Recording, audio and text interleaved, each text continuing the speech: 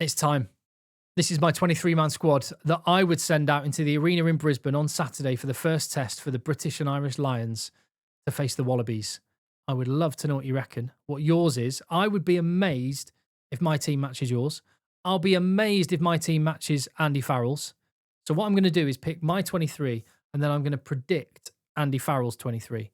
And it'll be interesting in less than 48 hours to compare what Andy Farrell actually does. And the reason I think this is so difficult to pick, why often no two teams are the same, is because there are so many 50-50 calls. There are so many live decisions that in a number of positions, you could go with someone who's in red hot form, but maybe doesn't have the pedigree of another player who is a proven test match animal and has shown it for years, but maybe hasn't shown it in the last few weeks.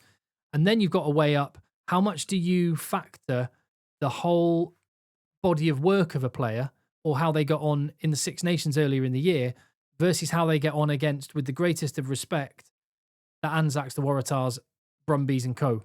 Because the quality of opposition hasn't been that strong. And here's another thought. There's hours of training that we haven't seen that Andy Farrell and his coaches have. And I would not mind saying that since they've all been together as a squad and in Australia, probably the closest to test match intensity has been when they've had like a 10-15 minute window of full ball, one team against another team in training. And maybe all of those hours of training that we haven't seen could be the reason why some selections are made. It's going to be fascinating, but let me get into it and tell me what you think. Please get stuck in the chat. I'm going to go old school. Hugo Keenan is my fullback. I'm going to go old school, starting from 15 down to 9 and then 1 to 8 for two reasons. One, it's the British and Irish Lions. It's an old school institution. Let's go old school with the silly numbering system. Secondly, it also means the back row, which is maybe the most contentious and difficult to debate, that gets left to the end. So stick around for that. And like I say, I'm going to do my 23 that I would choose. Just my opinion, bit of fun. Your opinion will be different, and that's great. Let me know what you think. And then I'm going to predict what I think Andy Farrell will do. Hugo Keenan at 15. Now, if they were both fit and well, I would go Blair Kinghorn. I think Blair Kinghorn has missed some training this week. For that reason, I don't think there's a reason to take any chances. Just put Hugo Keenan in. He proved he was fit and well. When he played a couple of weeks ago and he wasn't good, clearly he'd spent basically a week on the pot, losing about a stone in weight. But he's recovered and he seems well now. But when Hugo Keenan wasn't playing well and Blair Kinghorn went off, we had worries in the fullback position. No worries anymore. Blair Kinghorn may come back into the reckoning for Test 2. But Hugo Keenan is a class operator. Andy Farrell knows and trusts him well. So I love the guy, so he's my fullback. Right wing, Tommy Freeman. Mac Hansen was pushing him hard for a test spot. Looks like Mac Hansen is out of the first test, so that's that decision made, in a sense. But I would have put Tommy Freeman in anyway. I just think stuff happens. I mean, Mac Hansen could not have done more on tour. He's been brilliant. Tommy Freeman is going to be so important, the way he's going to chase down the tactical kicks to put pressure on Australia, keep them pinned back, and then that's going to allow the forwards to go and do what they want to do, and the power game and all the strike moves to be delivered. He's massively important and a real X-factor player. At 13, I don't think there's going to be any disagreement on this one. Hugh Jones is going to start. With Gary Ringrose being out with an HIA, it's another one. It's a little bit like the Hugo Keenan situation. You have a Scot and an Irishman, both absolutely brilliant. And whoever missed out was going to feel really hard done by. And I've gone with the Scot on this. Well, I've gone with the Scot now, obviously, because Gary Ringrose is out. I probably would have edged for Gary Ringrose, but it's a 50-50 call. So more than happy with Hugh Jones. What a class player. He's been so good on tour. The big question then is who plays in the 12 jersey? Because the obvious way to think is that, well, if it's Hugh Jones at 13, you play Tuipulotu at 12. And if it's Ringrose at 13, you play Aki at 12. I'm going Bundy Aki at 12. It's a combination we haven't seen in a match on tour. But then I was thinking about that. It seems so obvious. Like, we haven't seen Bundy Aki and Hugh Jones together at any point. Does that mean Andy Farrell is keeping that under his cards close to his chest? Because like I say, quite possibly the most intense moments that any of these players or combinations will have faced is in training when they're facing their opposite number. And I bet they've tried it out plenty in training. And I wouldn't mind betting it worked quite well. We've seen Aki and Finn Russell work nicely together on the tour. I would just go for Bundy Aki. The gain line, so massive. Sione Tuipulotu's a wonderful player. Doesn't quite have the same gain line punch that Bundy Aki has. And I think first test, that's going to be important. So I go Bundy and I go James Lowe. And here is one of those selections where if you were picking purely on form, James Lowe doesn't get in the team. He's not been good in the games on tour. I think you could probably mitigate some of that because he looked like he was carrying a bit of an injury with the way that he wasn't diving for the line. It was a bit of an odd performance, that one, for James Lowe. I'm sure he's all fit and well. His left boot has hardly been used in any of the warm-up games, and the one time it was used, it was absolutely brilliant and led to a Lions try. We're going to see lots of that in the test match. He is a test match animal. He has got the pedigree, and he is one of those guys that I'm saying that counts far more than any of the games on tour, frankly. So I picked James Lowe with no hesitation, and it would more than likely, no, it would have still been James Lowe even if Mac Hansen had been fit. Fly half.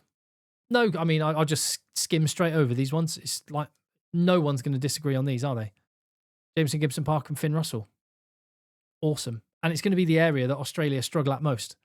It sounds by the rumours coming out, Tom Liner is going to start. It was going to be him or Ben Donaldson with Noah Lolosio being out. I mean, it's a massive game for a rookie to take centre stage. And how much better do you feel about the match as a Lions fan going into it with some proven like world-class operators in Gibson Park and Russell over Jake Gordon and Tom Liner, or even Jake Gordon and Ben Donaldson? It's the biggest area of weakness and the biggest difference between the two teams. And I think these two will end up being the guys that bring it home. So that is the back line. I'll come to my back replacements at the end. If you're appreciating the content on the channel, please do hit subscribe. I head out to Australia on Thursday. Won't be in the stadium at the first test, but I will be embedded within a rugby touring team, which I'll be playing for as well. So there'll be a lot of kind of tour diary type stuff, trying to capture what it's like being a fan in Australia on a Lions tour. Bit of rugby thrown in for good measure as well, and a bit of crack. So yeah, keep an eye out for that on the channel. Hit subscribe. Let's do the forward pack then. Going to number one first, where I've gone Ellis Genge to start. I don't really mind. Look, Andrew Porter will be on the bench. Pierre Schoeman's been great, and it's one of the areas of strength for the Lions is loose head prop. I feel sorry for Pierre Schoeman. He's been great. He may well get a test start if one of these guys gets a knock. Not hesitation about putting him in. It's going to be Porter and Genge. I'm fairly confident in that. Which one starts? Which one's on the bench? I've gone Genge to start. Doesn't really matter. One of them's going to get 45 minutes. One of them's going to get 35 minutes. They are both outstanding. So happy days either way. Hooker, Dan Sheehan. I mean, I'd be happy playing him for the full 80 minutes, to be honest, but Ronan Kelleher will back him up. They've done it for Leinster. They've done it for Ireland. Now they're going to do it again not again. They're going to do it for the British and Irish Lions, and fair play. They're both great. Tight head prop. I would go Tadhg Furlong to start. He could end up being, by the end of this series, touch wood if he stays fit and well, 9 test starts in a row, which is incredible. He's played himself back into a bit of form. There was some concerns about him. Still might be minor concerns about him, but with the options they've got to back him up, not really a concern. Will Stewart, I would go for him just over Finlay Bealham, although again, Finlay Bealham is one of those examples. Like I said, James Lowe, form on tour has been really poor. Probably doesn't deserve on merit, just on the last few weeks to get in the team, but he's got a whole back catalogue of work. Will Stewart in 2025 has been immense. The last year he's been superb, and I'm sure they'll have seen enough in training that gives him the nod. But it could well be Finlay Bealham, and that would be an amazing story and really good for him if he gets the nod. Second row. Who partners the skipper, Maro Itoje? I've gone for Joe McCarthy. I could see it being Ollie Chesham. I could 100% see it being Tadhg Beirne. Talk about a test match animal. Talk about someone with credit in the bank. Tadhg Beirne is that guy. This is one where I've picked form over pedigree. Joe McCarthy was just rattling people. He's a bigger body. He'll scrummage behind the tight head prop, Tadhg Furlong, give a bit of grunt. Australia have got Will Skelton on the opposite side. Are they going to start him? Are they going to bring him off the bench? Well, the Lions have got a bit of a bone rattler of their own in Big Joe. So I picked Joe McCarthy alongside Maro Itoje. Now we get to the back row. Uh, huh. So, oh, well, I just come out and pick it. My number 6, Tom Curry. It's not gonna be popular. I will be in a minority of people picking Tom Curry. Very much like James Lowe. On form, James Lowe has been poor on this tour by his very high standards. On form, Tom Curry has been not at his normal high level and on some occasions been poor. I still pick him. I could see this. I could have gone with Ty Burn in the same position for the same reason. I've just gone with Tom Curry. Here's my reasoning. So, yeah, it looked like the options for the Lions were either a big man at 6, line-out operator, Burn or Chesham, or double 7s. And you've got Van der Fleer, Morgan, Pollock, Curry, Earl. You've got loads of options there. And it looked like those were the two ways of thinking. Do you go kind of a bigger man, line-out option, or do you go someone who's a bit more of a breakdown threat? And as well as a breakdown securing quick ball for the Lions so they can play their game, it's also slowing Australia down, because I'm absolutely certain that Australia, whenever they've looked good in the last year or so under Joe Schmidt, it's when they've dictated tempo and just played really, really fast. And so I think that's the way Australia are going to try and play. So you need to try and slow them down. And for that reason, I've gone with Tom Curry, because he is kind of in the middle of those two camps. Ty Burn, Ollie Chesham, Jack Morgan, Josh Van der Fleer. Tom Curry sits in the middle. He's about a stone heavier than Josh Van der Fleer and Henry Pollock and Jack Morgan, Ben Earl. He's heavier. He's a bigger man, but he's got more mobility and an ability to go and slow down Australia's ball than Ollie Chesham or Ty Burn does. So that's why I've gone with Tom Curry. He doesn't deserve it purely on form on the tour. How much credit in the bank has the guy got, though? So there you go. It's an opinion. Yours may be different, and I'm happy to hear it. Hopefully, I've sort of given you an understanding of where I'm coming from. It's really hard, and I feel for all of the guys that aren't picked, whoever Andy Farrell does or doesn't select. 7, I went for Jack Morgan. Now, in my mind, you either pick Jack Morgan in your 23-man squad, or you pick Josh Van der Fleer in your 23-man squad. For some reason, I just think it's going to be one or the other. And this is one of the ones I toed and froed. I love Josh Van der Fleer. What a player. He's a machine of a guy. Jack Morgan, the same. Jack Morgan's played really well against Australia in the last year. I mean, they've both been brilliant. Just gone for Jack Morgan because I think he is the most live threat at the breakdown. The tough old unit. So 50-50 call. I've gone that way. Number 8, Ben Earl's pushing Jack Conan. I've gone for Jack Conan. And there is my 15. And the players on the bench, 5-3 split, 6-2 split. I've already picked the front row. I would go Ollie Chesham. I so nearly put Ty Burn there. I nearly put Chesham on at 6.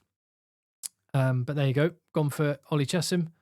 Ben Earl. But I could totally see Henry Pollock getting a roll of the dice. I think Andy Farrell's going to go for a 5-3. And I would go for a 5-3 with Alex Mitchell narrowly over Ben White, who is pushing him now. He's in camp and had a proper game under his belt. He looked great. Marcus Smith, because he can play 10 and 15. I think that elevates him above Finn Smith. And Sione Tuipulotu. And if the Aki and Jones thing doesn't work, or you need a little bit more distribution, body's getting tired and you want someone to open up a hole, there's your man. But equally, I think if Sione Tuipulotu starts, Aki is in your number 23 jersey. That's my thoughts. That is my team.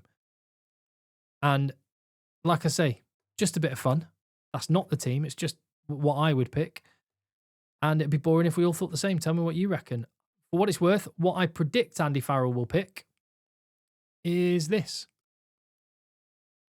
I predict he's going to have Tom Curry in the team. Although I could totally see that still being Jack Morgan or even Josh Van der Fleer. It's so hard to call. I've gone for Genge, Shee and Furlong with Kelleher, Porter Stewart on the bench. McCarthy and Itoje with Burn missing out. Although Andy Farrell and Ty Burn, they're thick as thieves, those two. So Chesham, Curry, Conan as the back row, and on the bench, 5-3 split with Ben Earl and Josh van der Fleer.